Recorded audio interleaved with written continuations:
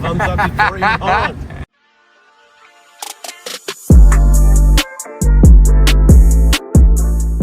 No, we're not sponsored by Amazon or Harbor Freight, but some of our links are affiliate links. Using them costs you nothing extra, but it helps us fund more tools, builds, and videos for you. Thanks for the support.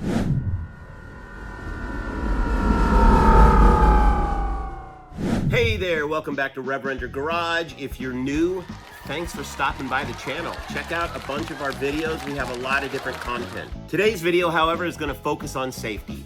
We were out at a birthday party over in Spokane and we were riding around on our scooters. There was 3 of us kind of mobbing, and a lady pulled out right in front of all 3 of us, and no matter how much we yelled, screamed, and honked our horns, she was clueless.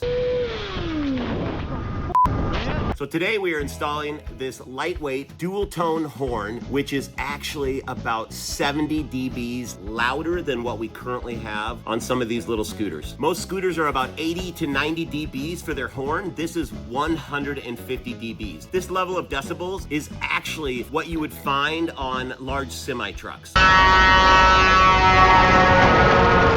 So there is no way we will not be heard once we get this connected up. So what we need to do is pull it out, look at the instructions, find out what it's gonna take to get it wired in, and then we're gonna have to find a place to mount that. And then once we do, we will get this all hooked up. We will see how damn loud this thing is. And I'm gonna take you along for the journey, so let's get to it. Okay, I know you can't see my beautiful face, but I have unboxed this, and as you can see, we have got a few pieces here. Got the instructions here. You can see down in this corner here, they've got the instructions for our horn.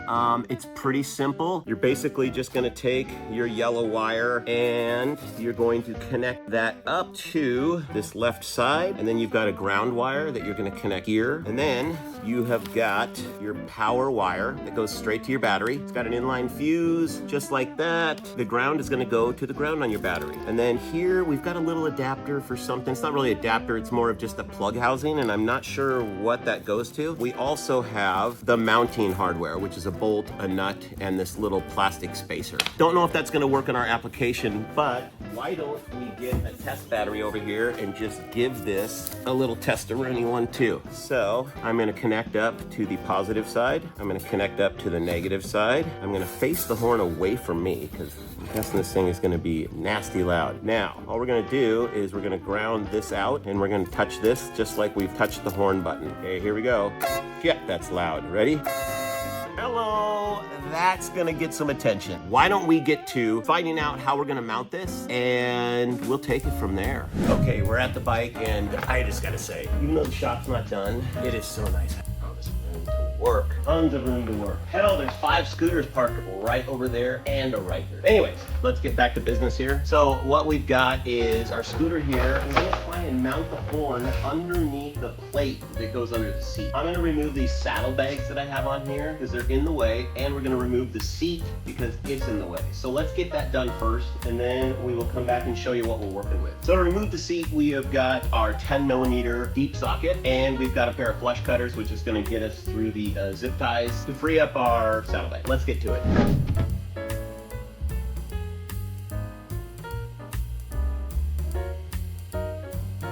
As you can see, we got the seat removed, we got the saddlebags removed, not that hard. So now what we need to do is remove this plate right here, which is what separates the bottom of the seat from the actual engine. It could vary as to what you need to remove that. On my bike, I have Allen bolts back here, so I'm going to use a 5mm Allen wrench on those, and up front here, I believe I have 10mm bolts. We'll see when I get to that. But we gotta remove those first so we can get this plate lifted up, because I'm kind of thinking this horn's gonna mount right up front here and stick down underneath. But I'll show you that too once we get to it.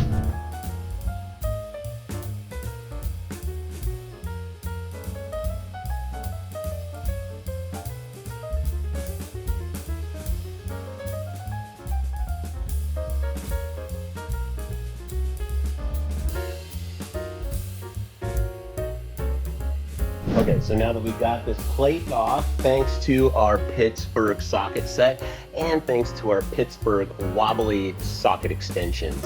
Always Harbor Freight, baby. Okay, let me show you what I'm thinking here. I'm gonna grab the horn. So you can see on the horn, got that little spot to slide onto a bolt and tighten down, and that's that bolt that came with it. So what I'm thinking we're gonna do here is just underneath this front part of the plate, right here, we've got a lot of space underneath it.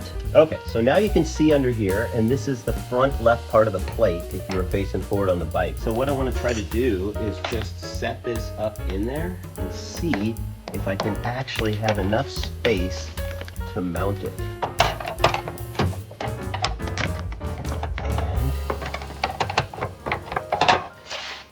I think as long as you can activate this horn, you're gonna hear it no matter which way it's facing. So let's see where our little mount is. I'm gonna secure this plate by shoving that through the bolt hole. And then I get an accurate idea of how far back I can go with this. Right now, we have determined that the spot we wanna mount it to is indeed going to work. So let's take off the fuel pump right here so we can remove this plate fully, and then I think we'll be able to get an even better idea of exactly where we're gonna make that hole. Let's do it.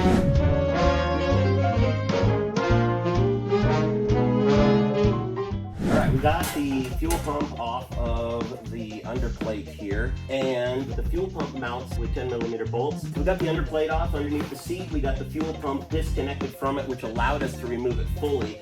So I'm thinking that we're gonna be able to just connect this relay on the horn right here, and I'm thinking we're just gonna be able to connect that right up with one of the bolts for the fuel pump. The horn, however, will definitely have to have a hole drilled for it where we will mount that. The next step is determining where that hole is going to be. Another thing that we want to do too first is I would like to get the battery box off of this, and I want to connect this up to the battery, and I want to run these leads right here, the positive and the negative, that should be activated when you press the horn button. We'll connect these up to the original horn wires, and hopefully that will work exactly as expected. Pro tip: it would be wise to make sure the horn works as expected before wiring it all up. Don't assume. It only makes an ass out of you and me. To be honest, I thought once this was connected up to the battery, negative and positive, that I would be able to touch these two terminals together and close the circuit to honk the horn, but that didn't work. So I'm not sure why at this point, but we'll dig in and we'll get it figured out. So stay tuned for more. Okay. It looks like when the plate is sitting in there correctly, if we drill a hole right about here, we should be able to mount it and have clearance for everything that we need. Let's get drilling a hole and see if this thing fits, and then we're gonna test the wiring on it like I said, and then if everything works correctly, we'll start running the wires that we need to extend things to get it all the way back underneath the seat. Let's start drilling. Okay, the first thing we wanna do is find a drill bit that matches the diameter, if not just slightly bigger, honestly, so that those threads will go through, and this is what we're going to use to drill our hole. Now, let's see if we can actually get this drill bit in there. We can. This is not rocket science. We just got to get this hole about in the right spot, and we should be okay. And if all else fails, we'll just design something up and 3D print a mount for it. You can bet your ass.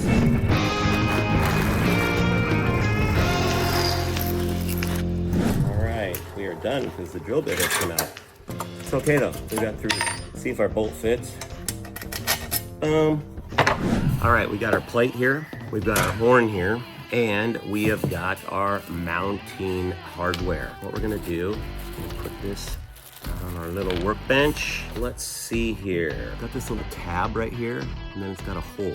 I'm not sure what that tab is. Oh. Let's look at the instructions here, even though they don't give you a lot of instructions.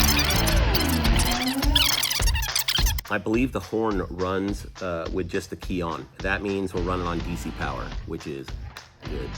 If you haven't seen our video on converting accessories on your bike from AC to DC power so that they will function with just the key on and not have to have the engine running, then check out this video right here. This will show you step by step how to do it in under 10 minutes. Okay, I figured out where it goes. Kind of fits right into that little slot right there. And then once the bolt goes through, it will not move. There we go. What we want to do is we want to get this bolt mounted through our hole. Now it ain't going anywhere. We've got our horn mounted. This is gonna slide and pop under the seat there. And it looks like we should have plenty of room for our fuel pump. And as I said, I'm gonna mount that relay right off of one of these bolt holes when I mount the fuel pump back up. Let's get moving on removing the battery box, because we want to test this out first to make sure it's going to work with the horn button. So we're going to do that next. That's what the horn sounds like right now. I just wanted to let you know, so when we're done, you can hear what it sounds like afterward. I'm going to get to wiring up this horn real quick, and then we're going to test it and see what becomes of the test. All right, we got the battery box off, and now we are going to wire up the horn just temporarily, connect it up to the horn button, and see if we get hornage. So let's do that. Okay, we got this thing temporarily wired up, and the good news is it does function when it's hooked up to the horn button like it should. And please, in the comments, if you understand why touching those two terminals together didn't close the circuit and honk the horn, let me know. Check this out. Holy, that is loud. Oh my God, holy shit. We are good to go. So what we're gonna do is move on, getting this actually mounted up on the bike and getting it wired up. So I'm gonna start moving ahead on that.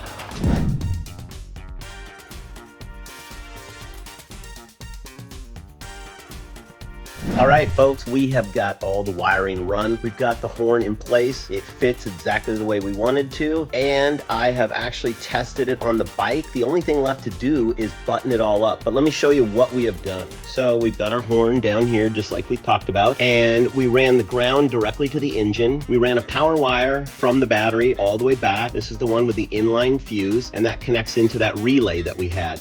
The relay mounted underneath the fuel pump on this bolt right here. And so that made it really easy. You saw how we mounted that. The only thing we had to do is we had to run 2 wires up for the horn from that relay. Now, the nice thing is I had wire that was 2 strand. It was black as well. Made it easy to hide as I ran it on the bike. So now what we're gonna do is we are going to get the rest of this bike all buttoned back up, and we'll be complete with this thing. And then we're gonna take it out for a test spin, give it a few honkaroonies, and see if anyone notices the horn.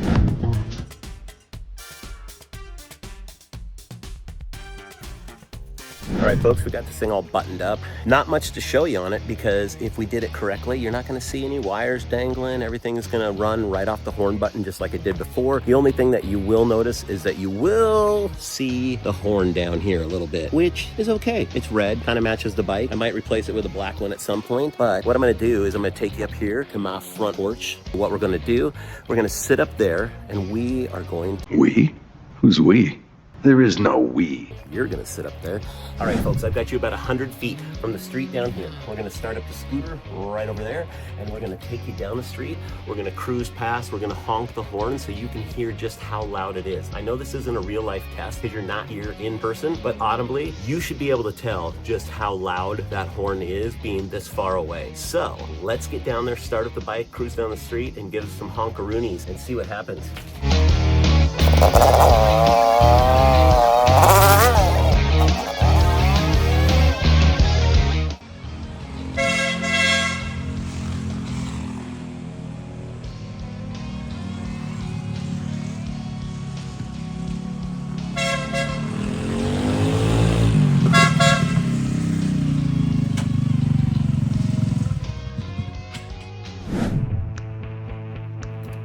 Wow, just wow. I can't believe how loud that horn is. It is absolutely mind-blowingly loud. I hope to God that no one pulls out in front of me, because I'm gonna go deaf honking it, and they're gonna lose the windshield from the sheer amount of sound that just pounds into them. Anyhow, we're gonna say, with that, let's wrap up this video. Pro tip: if you had the opportunity to end the video right here, would you? I didn't think so. Now, let's go get some reactions.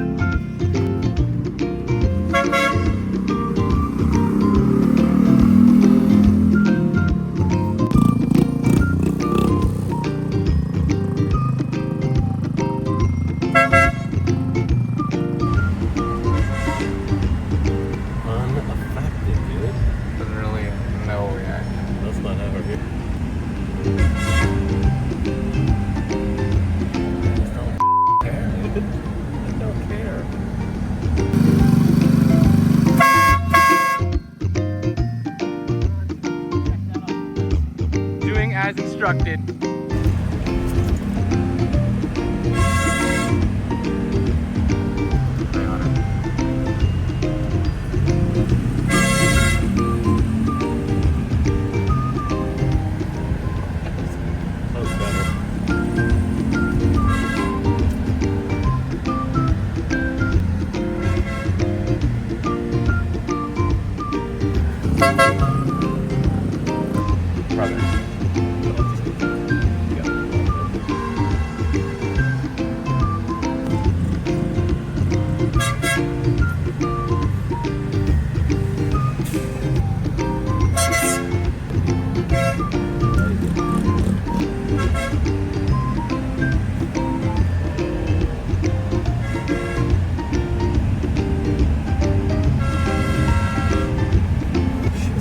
Thumbs up before you're on. Well, folks, not quite the reactions we were looking for, but we did get the scooter out on the town. We tested that horn. We got reactions, just not quite as startled as we thought that they would be.